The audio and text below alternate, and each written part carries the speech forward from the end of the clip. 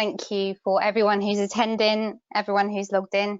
Hopefully we can give you some useful, practical UHPLC guidelines, specifically on method development. So we're going to look more at complicated samples, so not your 2, 3, 4 peaks, but your hundreds of peaks of interest, and also how to consider pressure and temperature as well in terms of selectivity and retention, because this can have an impact on UHPLC that we don't really see when we consider HPLC methods. So that's what we're going to focus on today. So it is called Practical UHPLC Part 2. My colleague did give a webinar called Part 1 earlier this year, so if you missed that one, do go back and have a look at the recording on vwr.com for some additional practical UHPLC tips. So we're going to start really with a basic introduction to UHPLC, so a recap as to why we would consider using UHPLC. Then we're going to delve a bit deeper into complex samples and really the aspects of method development that we need to consider to get robust, reproducible methods for these more challenging separations.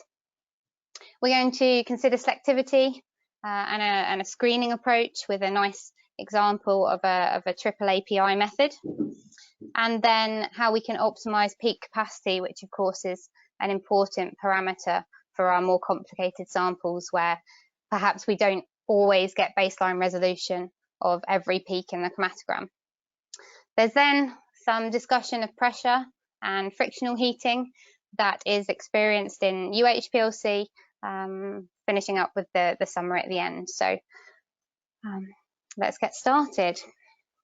So why do we want to run UHPLC methods? Well, there's 4 parameters really, or 4 benefits that we can consider. Like most of life, it's a bit of a compromise. So from our standard HPLC method that you can see here, we can either gain lots and lots of speed, or we can maximize resolution, so get bigger spaces between our peaks. So this example chromatogram here runs on a HPLC column, a C18 154.6, and the runtime is about 23 minutes. So a standard assay or rel subs method that we're looking at here. Now the back pressure generated is just under 80 bar. If time is really critical to you, you can translate this method onto a smaller particle size, so down to a 1.7 micron particle size, a shorter column, so here we have a 5 centimeter column, and the same column chemistry, so maintaining that selectivity, maintaining the same peak spacing. So you can see here we can speed up the run by using this smaller particle size down to like a 3-minute runtime. So the cost per injection, the cost per analysis is much reduced, and we're really maximizing our time. Alternatively, you could go for resolution. So if the peak spacing, the peak separation is really important, then using a longer column, in this instance a 10 centimeter column, and a slightly lower flow rate, means that we can get better resolution. So the peak pairs, the critical peak pairs are better resolved, but we have still speeded up the runtime. So going down to a 1.7 micron particle size again, higher back pressure, but we have saved a considerable amount of time by using UHPLC as an alternative to HPLC. Now this is translating the method, so we are maintaining the selectivity, we are just speeding up the method, but we need to run this on a UHPLC instrument because the back pressure now generated is much higher than we saw for our HPLC method. If you drill down to the critical peak pairs, in each instance the peaks are well separated, but it's really on the final chromatogram this resolution is maximized, is increased, and this is because we're using a longer column to maintain that high efficiency separation. So you can either have really fast separations with a similar resolution to your UHPLC method, or you could go to a slightly longer column, get better resolution, but you compromise by not having as fast a method. It's still run within the 6 minutes, but it's not quite as fast as the other application shown there. The third reason is to get really high resolution separations. Here we have an example of a natural product, so one of these complex samples that we're considering today. And you can see on 150 millimeter length column, C18 column here, we've got a resolution of our critical peak pair of 1.2, so not baseline resolved. And the peak capacity, so the average peak capacity for this separation, is up at 513. If you consider a longer column, in this case coupling together more than one column of the same type, so actually we've got a 30 centimeter column here now, we can see that the resolution improves. So the longer column, the more efficiency separations give you a better resolution between that critical pair and also a higher average peak capacity. This is again method translation, so because we've got a longer column, we've had to adjust our TG, our gradient time, and that has meant that we maintain the same K-star value. We can, if we really want to get even better resolution, add a third column in series. So I've coupled together 3 columns here. Now you can see the resolution is above 2, which is in most instances what we're aiming for, and the average peak capacity is up to 907. What we pay for here is with pressure. As you can see, each time we add pressure, but also runtime. So because we've got the longer columns, to maintain the same selectivity, we need to extend that gradient time. And therefore, now this run takes 1 hour, whereas initially the first run was only 20 minutes.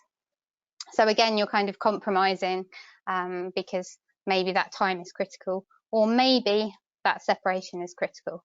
But we can only achieve these ultra high resolution separations because of the power of UHPLC, because we can go to those high pressures on these small particle size columns and this high capability instrumentation.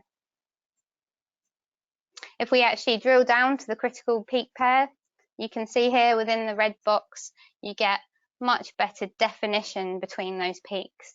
On one column, you really can't see the valleys, especially for that final peak, whereas the more plates, the longer column, you can see better definition. You get a better understanding of your sample when you have the power of those 3 columns in series. So we've got that improved resolution. The final reason really for perhaps moving your methods to UHPLC is to reduce costs. Now, you are saving time, and time is precious. Time, instrument time, analyst time, these factors are saved, reduced, very much so when you move your methods to UHPLC. So here we have an example of some peptides, quite a simple separation, run on an HPLC column, 15 centimeters in length and 5 micron particle size. Reducing the column dimensions down to a 5 centimeter column and reducing the particle size to a UHPLC 1.7 micron particle, now you can see how fast you can actually achieve this separation while maintaining the same resolution. So I've still maintained my good separation of that critical peak pair 2 and 3. And it's really powerful when you put them on the same scale, how many runs now you could do within the same time scale. Obviously, there's a post time on your gradient as well, but you would have that with your HPLC method. So I've saved 85% time and solvent. So it's improving that cost per analysis. It's improving your lab efficiency by moving your methods onto these smaller dimension columns.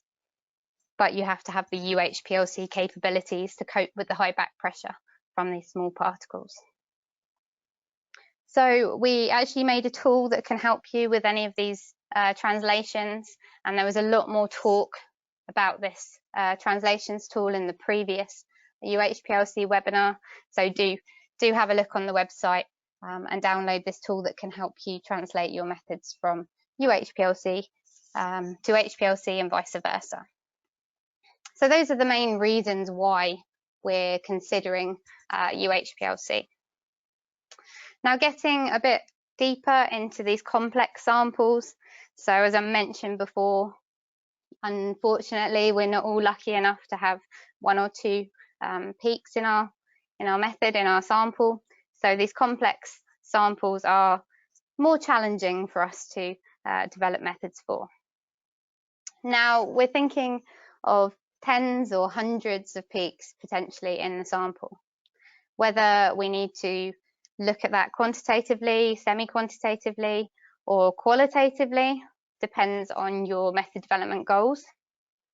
But really, the approach you take for these complex samples can be similar. And it all comes back to basic chromatography theory. Using the power of selectivity, so that alpha term in the resolution equation is really beneficial. And I'll show you how some screening work can be beneficial even with these complex samples. We know it works with simple samples, but we've done a lot more work lately with these more challenging, maybe natural products or really complex mixtures of analytes with different chemical and physical properties. The screening approach that we advocate really is based on selectivity, and it's looking at different column chemistries as well as different organic modifiers to really explore a sample screening approach to exploit selectivity. So it's working in that selectivity space to make sure that you're not missing the ideal parameters to get the best separation of your analytes. Once you've chosen the column and the mobile phase that best promotes resolution between most of the critical peak pairs, then there's other things that you can think about optimizing to really fine-tune the method. So things like the flow rate or the gradient time.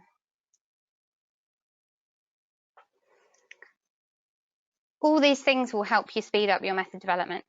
So if you can find a good condition from your screening run and then optimize further from there, it's going to save you a lot of time going forward. So it's based on selectivity, as I mentioned, and this is one form of the resolution equation, which hopefully is familiar to most of you. It's based on three parameters that significantly affect your chromatographic resolution: the efficiency of the system, the selectivity of the system, and the retention. So in an equation, they don't mean much to me, but when you see them in the graphical representation here, you can really see how powerful that selectivity, that alpha term is. We need retention of our analytes.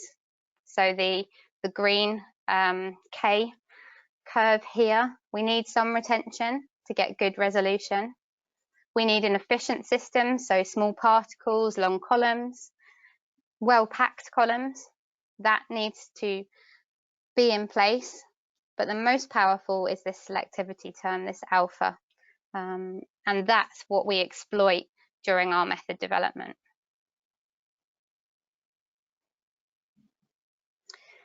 So in terms of things that affect alpha, there are numerous things that affect alpha, and they're listed here in this table. On the left-hand side of the screen, you can see for isocratic separations which parameters affect alpha, and then on the right-hand side you can see which additional parameters affect alpha for gradient separations. So everything in the table at the top of this slide affects a gradient method, which means that we actually have a lot of parameters we can play with in method development.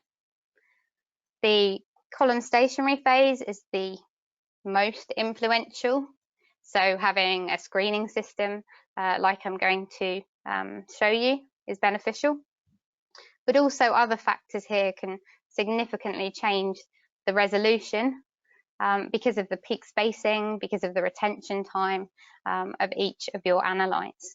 So changing some parameters and making sure everything else is controlled will give you a more robust and reproducible method. Now, within the ACE portfolio that we have a number of different columns that we use on our screening system, and they're different column chemistries. And that's what you want for any method development. You want to have different column chemistries that allow different chemical interactions with your analytes of interest. We want a differential migration of our analytes through the column, and that's only going to achieve that if they interact differently with the column stationary phase under the given organic modifier and solvent system. So within most manufacturers' portfolios, you will have the standard traditional C8, C18, C4 alkyl chain phases, but also some more novel phases like the phenol and the cyano. Within the ACE range, we have these, but we also have a number of additional phases which give you a different interaction, a different mechanism of interaction with each analyte, and that results in a different alpha, a different selectivity. So having more than one functional group on your column, or having columns in your kit that have more than one functionality really is beneficial for method development, because that is the most influential factor on selectivity. And something also that's really worth considering when you go to set up your method development platform is the scalability, because potentially your lab might have a UHPLC system and you want to set up your method and all of your methods are developed on that system, but the CRO that you're transferring to, or maybe a sister site in a different country, they might not have the same capabilities. So making sure that you choose a platform means that allows you to have different particle sizes, different HPLC and UHPLC columns that have the same selectivity really is beneficial. So making sure you have that scalability throughout the range can really help. So within the ACE portfolio, you can have particle sizes from 1.7 for UHPLC methods, all the way up to 10 micron for your preparative chromatography as well. So the method translation is going to be much easier if you can get the different particle sizes within one manufacturer's range. So we have 5 novel chemistries described here, and these are the bonded phases within the ACE portfolio. So each of them has a different functional group. It is a unique silane bonded onto the surface, and that functionality means it gives you more than one interaction. So predominantly for our C18s, that's hydrophobic, but anything with a additional group, maybe a polar group, a ring system, the cyanodipole here, these will interact differently with your analytes and therefore give you different alpha, different selectivity. So they're a good option for method development. Looking at our screen, this is what we do for our method development. We use 6 columns. We're quite lucky that we can have all of these different columns in the screen. The C18 is our workhorse column. It's got that predominant hydrophobic mechanism. Not many other mechanisms there, but when you combine that with the other 5 chemistries, you really have a good platform for method development. Lots of different weightings, different mechanisms of interaction to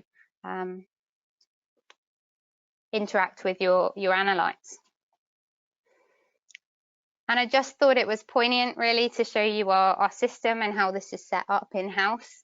We're lucky enough to have a 6-column screening system, and we can just fit all 6 columns in our instrument quite nicely. So the oven doors shut, we can keep them at the same temperature and run this screening platform overnight, come in the next morning and have a look at what we've found. So here's a nice example from a triple API. And what we did, we injected the samples onto all 6 different chemistry columns with exactly the same scouting gradient as shown here. Firstly with acetonitrile as our organic modifier, and subsequently with methanol.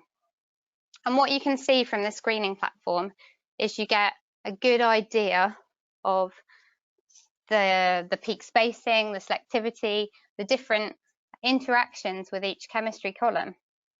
So you can see if you look down the chromatogram shown there, unfortunately during the screen not every peak was resolved. Now we're looking at 3 APIs and we're looking at the resolution of the impurities from those APIs. So out of the 14 impurities, the best separation we've got here is with the AC18 amide, where 11 of the 14 impurity peaks are fully resolved. If we then go on to the second organic modifier, you can see here with methanol, again, none of those chromatograms gave us, none of those conditions gave us full resolution of every impurity, but the C18 amide did give us 11 out of 14 impurities separated.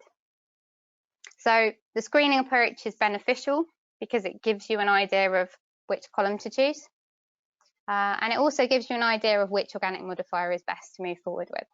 So this is the column and the organic modifier that we're going to then use going forward and optimize the method.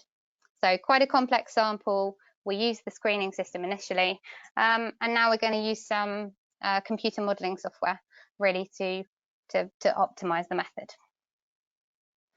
So if we go back to our table about those factors that affect selectivity, in a gradient method, which if I just go back to the conditions here is what this is, it's a broad range scouting gradient.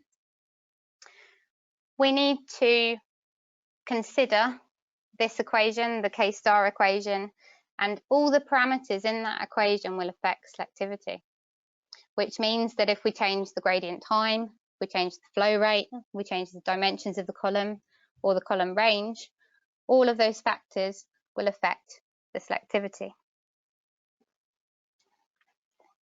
Now, it does benefit you to have some sort of computer modeling software because a lot of the parameters here can be modeled accurately now. And this example uses software called ChromeSword 2. What you need to do is run 3 gradients on our chosen column that we've already picked from that screen. So we've taken the C18 amide and we've chosen methanol because that seemed to give us the best conditions from those 12 chromatograms.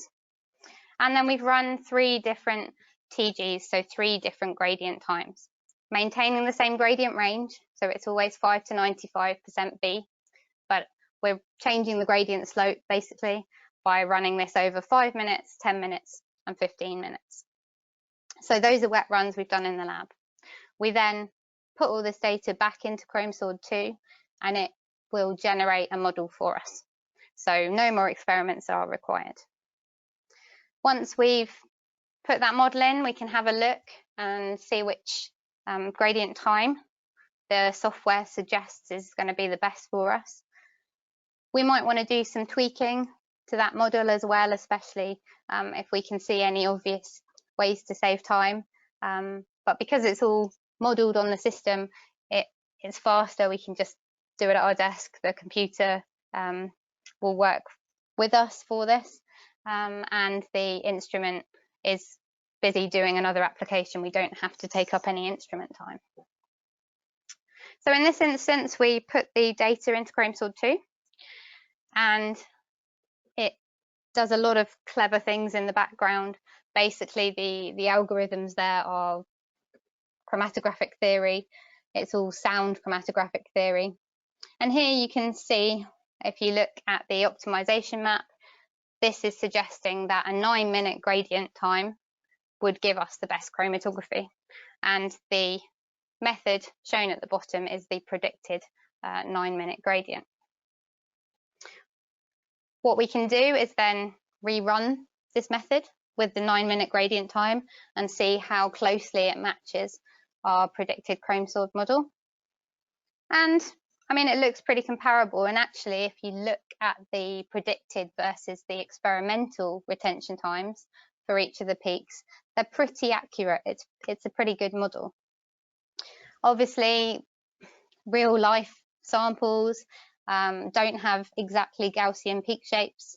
They have different concentrations to what we'd envisaged in the model. So the real experimental chromatogram doesn't look quite as fantastic as the predicted one. But you can see here, we definitely have a better separation of those peaks than we had in our initial screen. Now, it's important to us that the paraxanthine is not eluting on the tail of paracetamol, which it is doing here quite badly. So that peak pair 1 is a bit of an issue.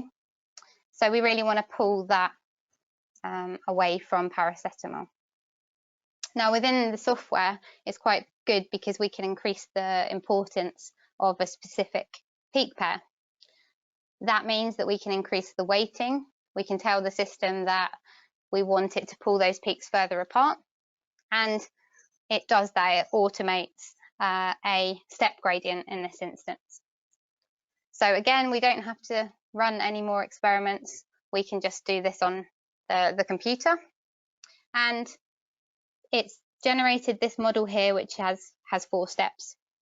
Now, we can see from this that we've definitely got a better separation in theory of that critical peak pair. And this is what the model suggests it will look like. So you can see there definitely is a better separation there between the API and that impurity or related substance. But what we can also see from this is that at the end of the chromatogram, there looks to be quite a lot of wasted time. So those final peaks are coming out very well separated, but we don't need that high resolution of those final peaks. And actually, if I go back to this one, you can see they're getting smaller and smaller as they've been on the column for longer and longer. The K value is too high. We don't need them to be retained for that long. So what we can do, we can add in manually another step or to speed up the end of the chromatogram. So you can see here that we've ramped up the conditions at the end, and now we've actually only got a 5-minute runtime versus the model that had a 8.3-minute gradient run. Now this is what that looks like according to the software, and in real life you can see we've definitely got a much better separation than we had initially. That peak has been pulled off the tail of the API peak, and it's a much better separation, faster separation, and we've really got everything that we were trying to achieve out of this complex method development challenge. So using modelling software can really benefit because you don't have to do as many experimental runs. Obviously, we did a couple of extra ones to test out the predictions, but you can see that they were very good in terms of how accurately they predicted.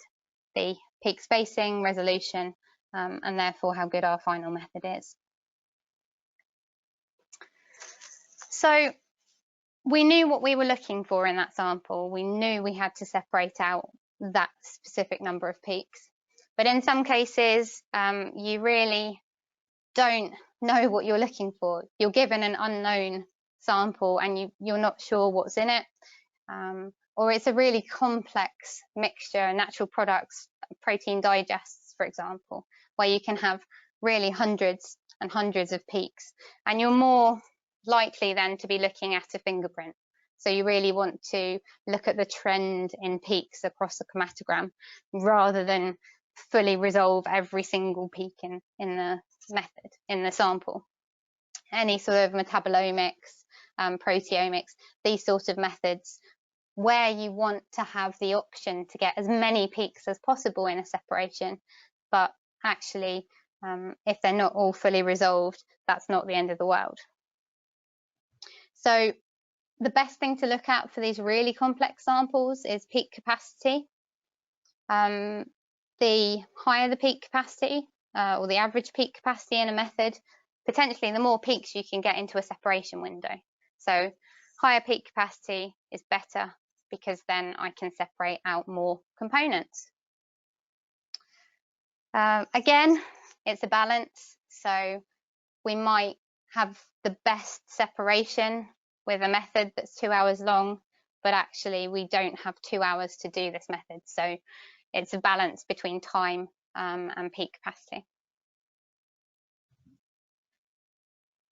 Again, there's other things that we can look at. So once we've picked the column, we've picked the organic modifier, things like the gradient time and the flow rate are really important, and we can optimize those or semi-optimize them to make sure that we are getting the best peak capacity.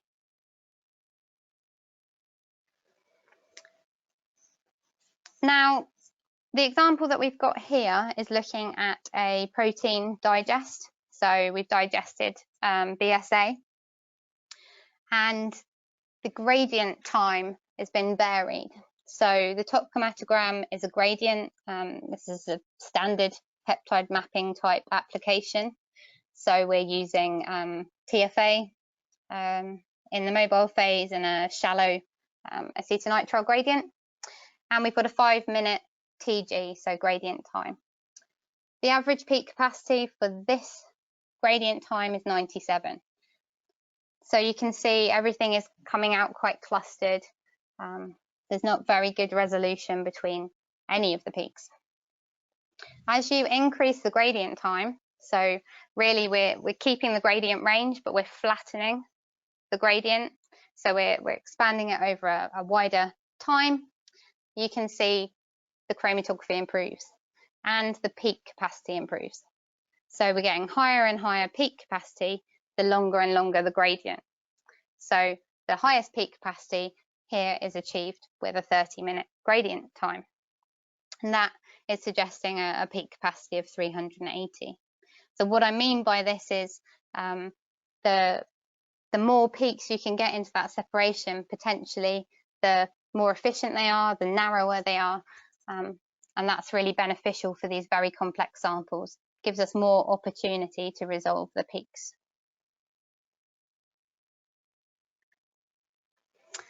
We've taken that final chromatogram, so the conditions of the final chromatogram shown on the last slide, and then we've looked at flow rate. So flow rate is important for small molecules. It's also important for larger molecules, perhaps even more important. But you can see here that increasing the flow rate doesn't automatically give us a better peak capacity, and decreasing the flow rate doesn't automatically give us a better peak capacity. So in this instance, the optimum experimentally evaluated flow rate was 0.35 mils per minute. So we have changed the flow rate to see which would give us the best separation. And it's something that you can easily change in your method development. You just have to type in a different flow rate into the system. So it's an easy parameter to consider when you're really starting to optimize your methods.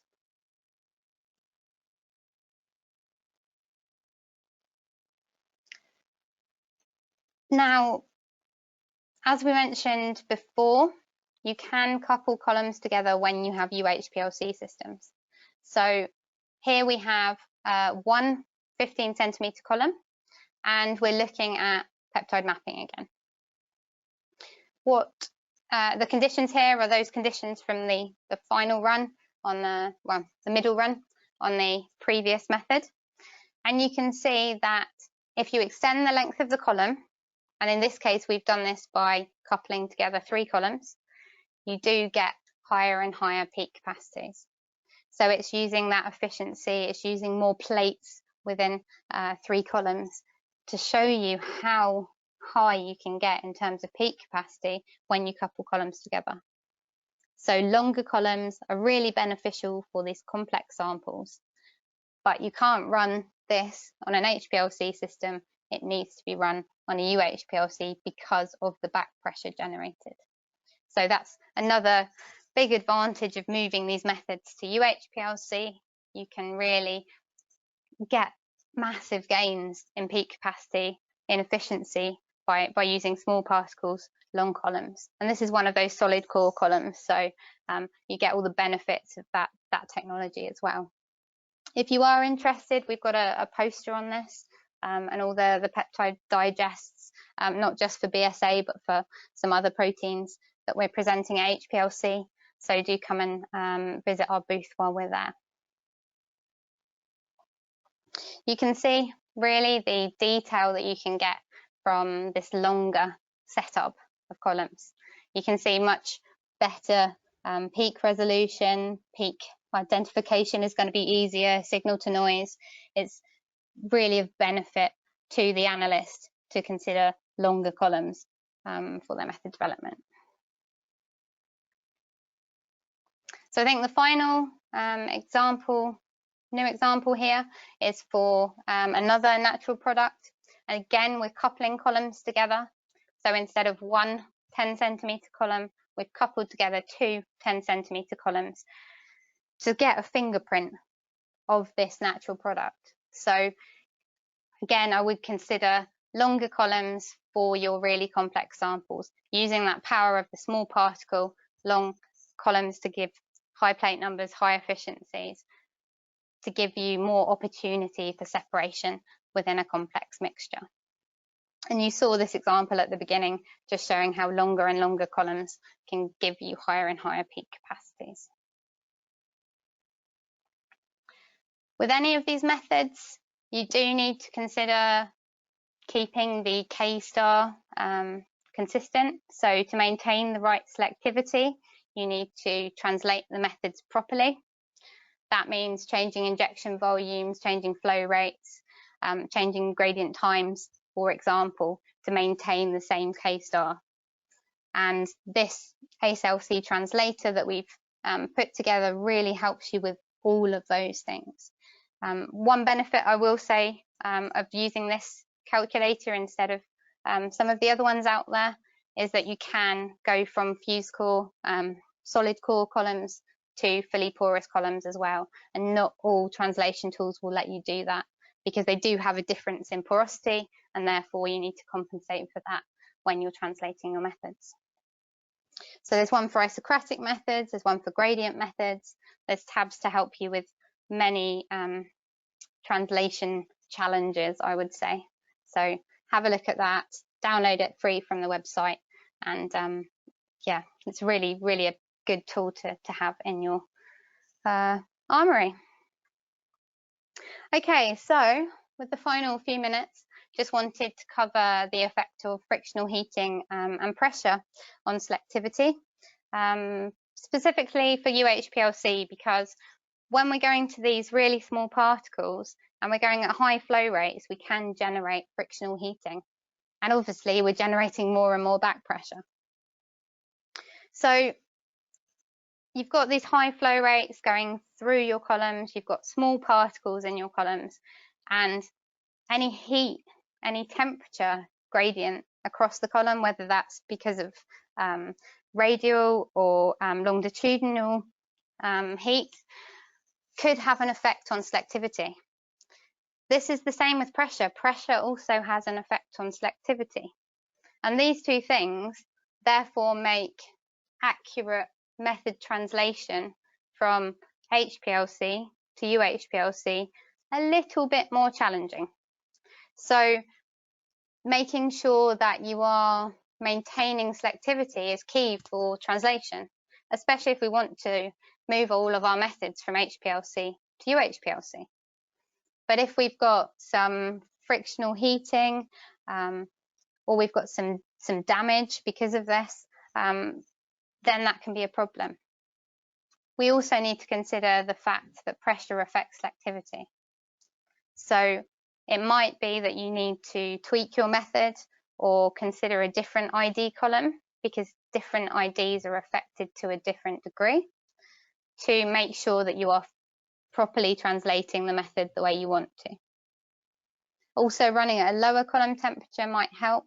I know when UHPLC was first introduced, perhaps we didn't compensate so much for the frictional heating, but now the systems are very good at compensating as well. So maintaining a consistent temperature across the column and throughout the run. So, nice example here that was generated a little while ago. You can see that moving from a 2 micron C18 to a 3 micron C18 gives you less pressure. As we'd expect, we're going to a bigger particle size, so the back pressure isn't as high. And actually, for this set of 3 NSAIDs, then you can see the selectivity, the peak spacing is all comparable. So the translation is very straightforward. But this is only about 40 bar change in pressure. If you look further down these chromatograms, you can see that higher pressure systems generate a change in selectivity. And the only difference here is the back pressure exerted within the system. So we've actually added a restriction capillary, and adding the restriction capillary generates more back pressure, which then affects alpha. Now, this has been observed predominantly for ionizable compounds, and definitely much more for larger molecules. So it won't affect every compound, but if you see one peak moving in your separation when you translate from HPLC to UHPLC, it might be a function of pressure. So what you need to do in this instance is maybe change the flow rate, tweak the conditions, maybe change the gradient slightly to compensate for the change in selectivity, because this is a known parameter. Pressure will have an effect on the molar volume of a solute. So you do need to consider this in some instances. Just looking at a quite complex sample here, which is green tea, run on one 100 millimeter length column. And then we start coupling together columns, as we've said is a good idea for our complex samples. What you can see happens is you're increasing the back pressure, of course, and you're affecting the resolution. So although I'm increasing my peak capacity by coupling together columns, I've negatively affected the resolution of this critical peak pair. And actually you can see a complete change in selectivity by the time your third column's coupled, which is a function of back pressure. And we've proved this is back pressure related, because if you add one of those restriction capillaries again here